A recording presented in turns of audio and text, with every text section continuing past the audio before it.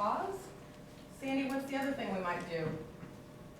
Are we moving on? Yeah. Okay, identify the root cause using RCA tools. Yes. What's the RCA tool we just learned about? 5 whys. Yes. Great. Melissa, what's next? Oh, I'm so sorry. No. Use of RCA tools such as 5 whys, fishbone, cause-effect diagram, brainstorming, process mapping, go and see, and others depending on the level of problem complexity. Yes. Good. Anything else we didn't cover in that wrap-up? Erin, did we get them all?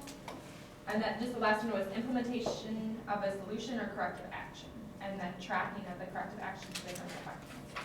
Awesome. Great. So in wrapping that up, we have talked about what the root cause to this problem is, or what our initial observations or data collection shows us that it might be, right? Now we're going to talk about what to do about it, and you guys brainstormed about some potential solutions to impart for your specific problem. You're going to capture that on this countermeasures or action plan sheet. It also might be called ideas or interventions. This is your opportunity to give us another Vanna, perhaps with flair, it's completely up to you, about where this would be on our performance board. Ideas, interventions, second spot. Awesome. So, yes, thank you. So on our performance board, it's telling the story, right? We're continuing the story of this is what we're going to do about those barriers or gaps in our problem, okay? So we're going to put up this countermeasures. This is going to tell us what we've identified as our barriers and what we're going to do about it. So in our dining out example, remember we identified that as the reason why we weren't meeting our caloric intake goal. We walked our 5 whys, right, to figure out why we were dining out so often. We identified it as time issue. So now we're going to look at an intervention for that, okay? We're dining out too much, that's the problem.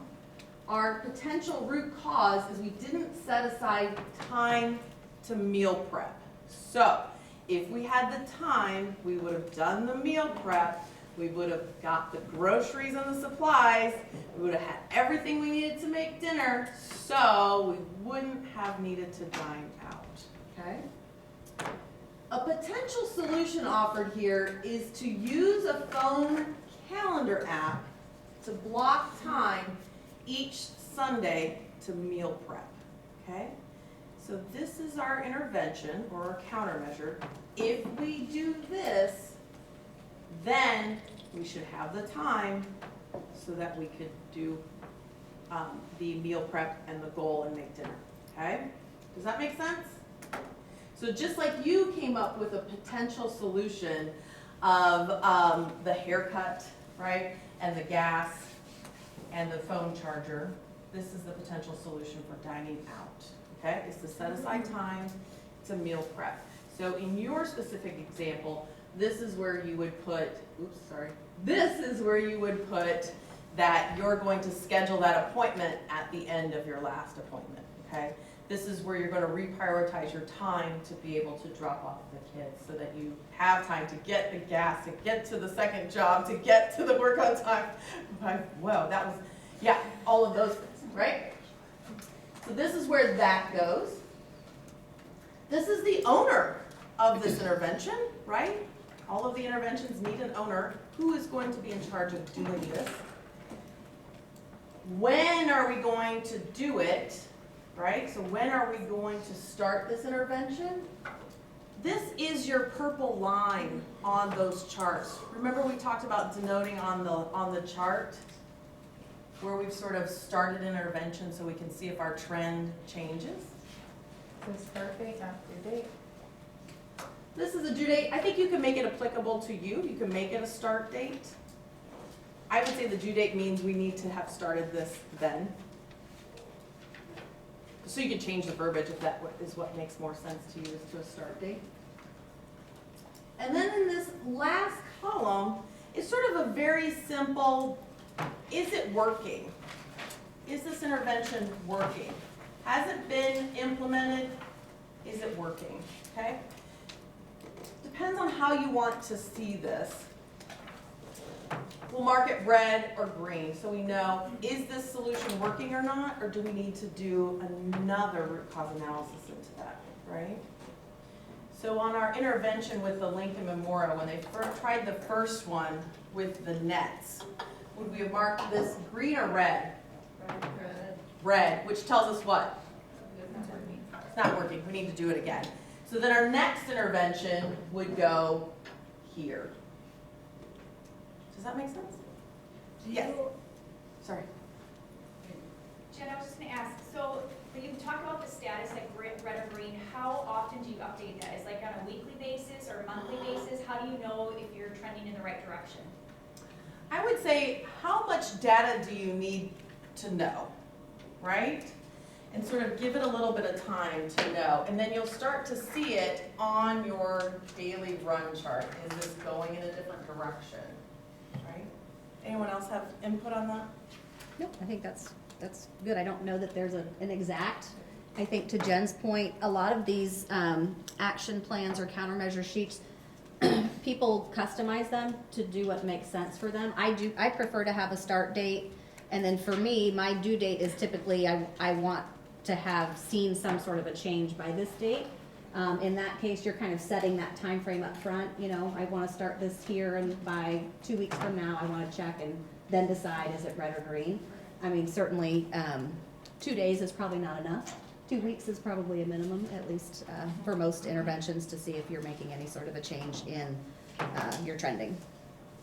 Yeah, so this is just a tool to capture what the intervention is, who's responsible for it, and sort of your timeline for implementing and checking in. So definitely you can tweak this however it needs to be for your specific intervention.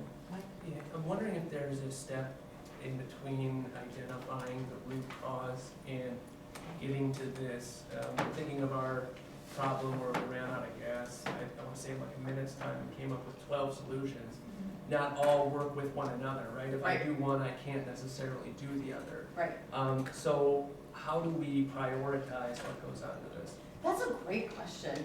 I would look at, and kind of as a team, and I can't emphasize enough how this is a team collaboration, but I would talk as a team, what's the quickest and easiest to implement right away and see results, right? So you definitely don't want to do two that are mutually exclusive, right, that compete with each other that you can't do. But I would look at what can we do right away that's sort of quick and easy. Usually the easiest solution is probably the best, right? And sort of in this experimentation phase, you don't want to sort of overburden things with sort of something really complicated, right? Usually something that's adapted very organically is something you'll continue to do, right? It means it feels natural, it feels right.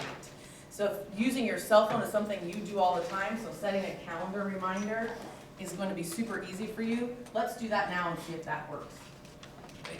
I kind of want to push back on that just a little bit.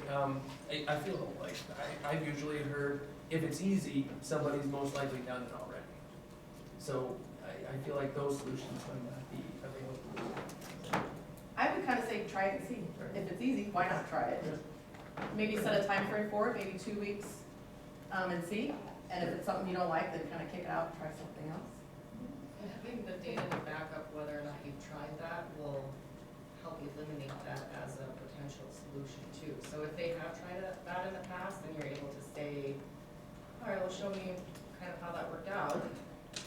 Then don't attempt that again if it did work previously. But if you don't have data, then is it truly that it did or didn't work, or is it an assumption that it did or didn't work? Yeah, I like that data to back it up. Yeah, that's where you can kind of capture that on there with the red or the green, or you could even add a column for a short narrative and say, we tried this during this period and decided maybe we want to try something else. I think that that's a really good point though, Tiffany, that so often we say, oh, we've done that before, we've tried that before, but you always need to kind of question, but did we really try it? Yes, it was an idea. Was it fully implemented? Was there accountability? You know, some of those sorts of things. So I think you're absolutely spot on, Jen, to say if it came up as a potential solution and it's not complex, what are you losing by trying that first, collecting that data over a period of time to see if that starts to change your trend? And again, if it doesn't, then you move on to whatever that next thing is. Well, So some issues have multiple root causes. Right. So if you implemented one thing and it knocked out one of your 3 root causes, but that same issue is still happening, it's easy to perceive that that initial intervention didn't actually solve the problem because there's more than one root cause.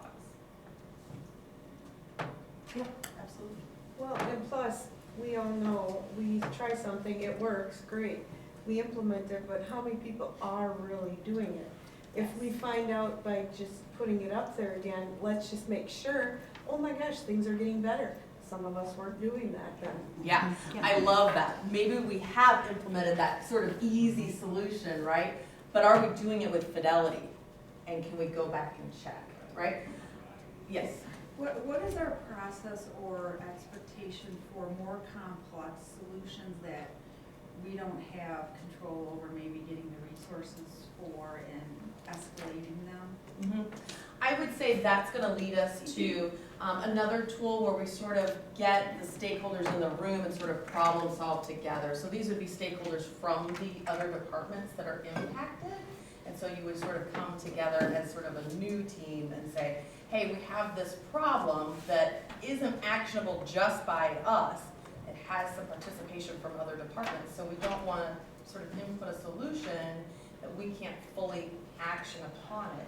So we need sort of the collaboration of the teams to come into a I think room. that's where CI, as in the traditional group, and the PMO can really work together well, because if you're identifying more project type work, that's where we would plug in and help write the charters and business cases and such.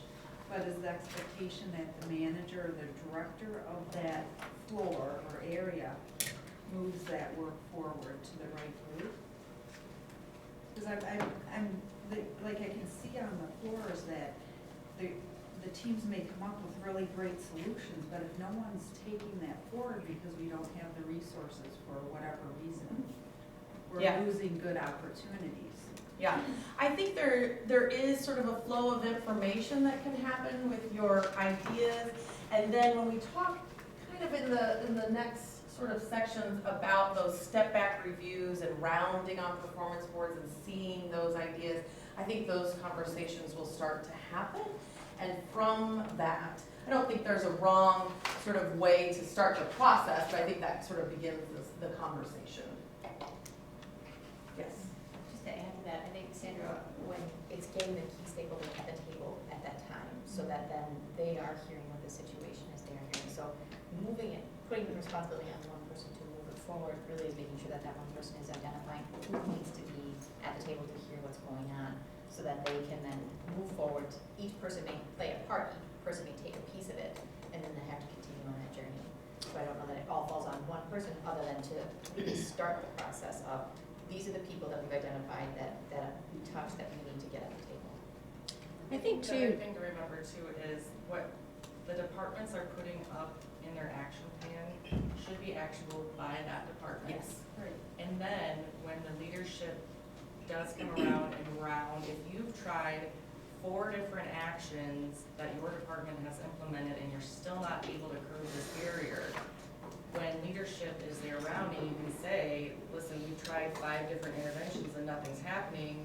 Do you have any ideas for us? Or do you have any potential solutions for us? And that's where that conversation can kind of start. Now, if it's something that needs to be addressed immediately or escalated immediately, then that's, I believe, where that you would go to your next one up and ask for help there. Yes, But having the absolutely. data to show that you've tried 4 or 5 different actions in your action plan. Yeah, I think it's great data that we can use in an SBAR or something to help justify, work that we've already done some root cause analysis on. Yeah, because you're absolutely correct. You're going to need those sort of people in the room to work on it together when you have sort of a multi departmental issue.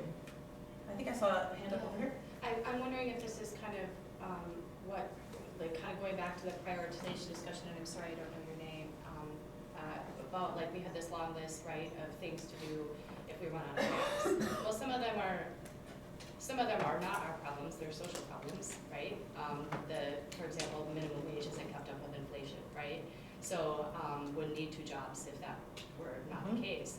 But there's things that I can do something about, there's things that, like, are more longer term solutions that would fix that problem that I might not be able to do something about now. Maybe I could do advocacy for, some of the reform that needs to happen. And in the case of the work that we're doing internally here, right, it sounds like, the SR isn't going. So, like, I guess I'm just wondering if when I'm looking at that list, I'm looking at that list and saying, okay, what are the short term, solutions that I can do something about personally, and what are the long-term solutions that I might be able to have some influence in, but maybe I'm not a decision maker or whatever, and then kind of prioritizing my time accordingly, like, working to get minimum wage changed, people have been doing that for years, so, like, probably not something I want to spend 80% of my time doing if I'm, like, running out of gas, right?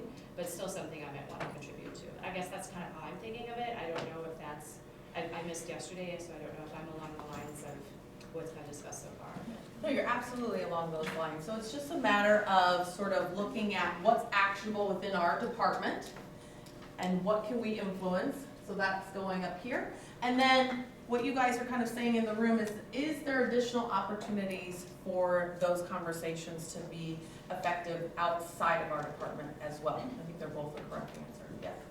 I just wanted to give one example. So I was working with a department who the patients were unsatisfied that they were getting their pre-op phone calls so close to their surgical date.